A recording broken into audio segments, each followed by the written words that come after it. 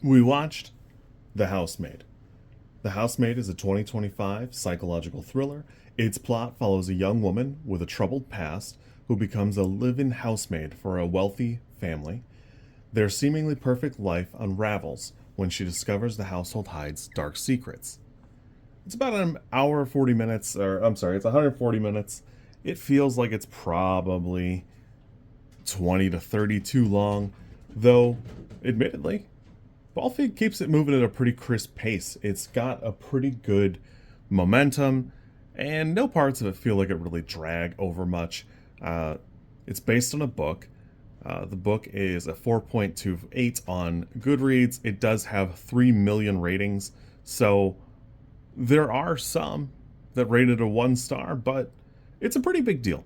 At the end of the day, it's quite popular and performed quite well. I think the movie's really good. It does a great job of portraying what it wants to, and it does make some significant changes. Unfortunately, the right answer is that Amanda Seyfried is wildly miscast based on the contents of the book, but I can see elements of this where I don't think it would be as good if it were something else. It is kind of funny because Amanda Seyfried has always seemed like she was a young 19-year-old to me, and this is probably the first time it kind of seems like Amanda Seyfried is in her 30s at all to me. Not in a bad way. I still think she's wildly attractive. I just think it's funny that she finally seems like older, I guess. I'm not really sure how to say that. It just seems like the answer is that I'm getting old, and I just don't want to admit it. Overall, everybody here is so perfectly presented. Sydney Sweeney does a great job. Seyfried does a great job. Sklenar is a fantastic addition. Uh, Unfortunately, Morone is the Enzo the groundkeeper, and his role in the book is so nixed, I'm not sure it matters. Elizabeth Perkins plays a fantastic role here. There's a lot of stuff in the book that isn't present, and that's fine. A lot of the monologue and dialogue from the book is Sydney Sweeney's character kind of yapping and going on, and that's got some mixed reviews as far as the content and the tone, but I think it's presented here in the movie in a way that really does reach out. I think that this will be a popular movie, even if it's going to be overshadowed for probably a week or so by Avatar. It does have the unfortunate effect of coming out the same day as Avatar, so it might get popular more so later, but it is still pretty interesting. It really is worth mentioning that Amanda Seyfried's performance is fantastic.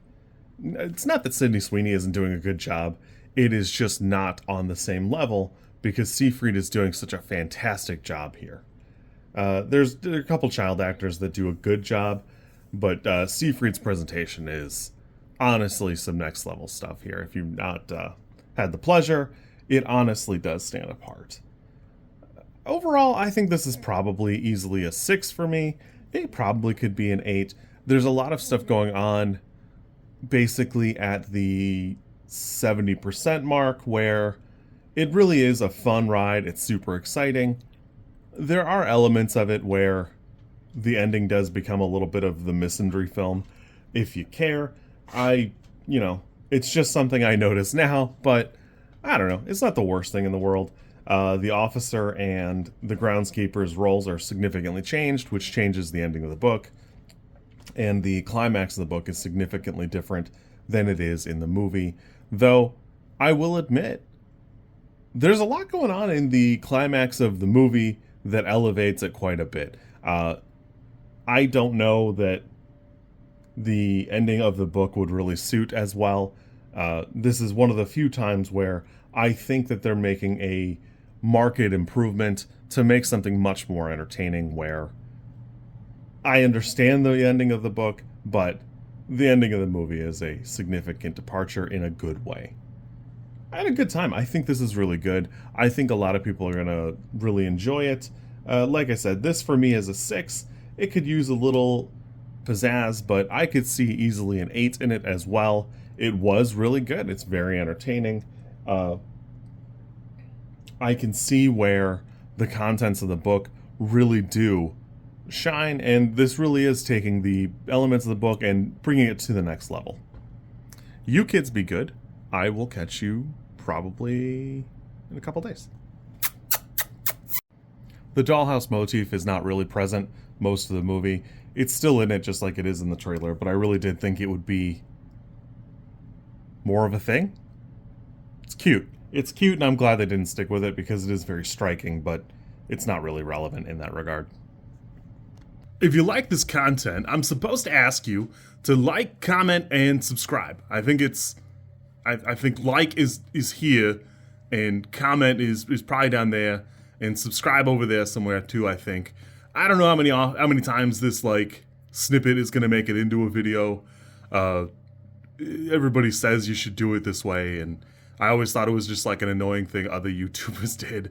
And as you know, I am bad at editing, so if you like it, great, I'm happy for you. If you don't like it, I'm sorry.